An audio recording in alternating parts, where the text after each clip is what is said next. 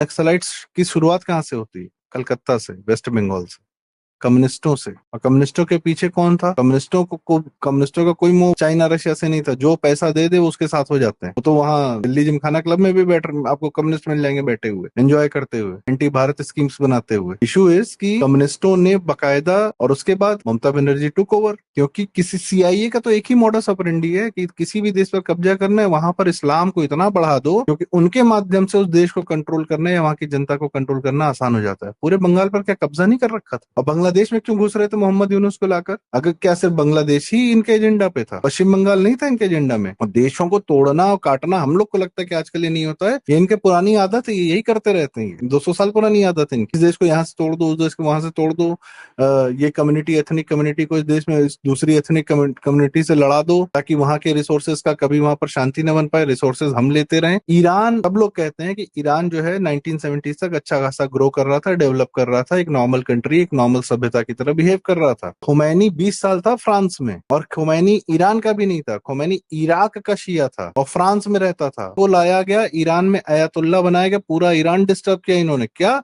Islamic बना के। बाद में खिलाफ हो गया, गाली दे रहा है, वो एक अलग कहानी है, इनके हाथ से निकल गया। और उसका फायदा क्या हुआ यूएस को? उस पूरे रीजन में, सऊदी और यूएई पूरे रीजन में, ईरान जैसे डिस्टर्ब होता है, एक मजबूत कंट्री जो थी, जैसे ही डिस्टर्ब हुई, उस पूरे एरिया के तेल पर कब्जा जो है अमेरिका ने जमा लिया।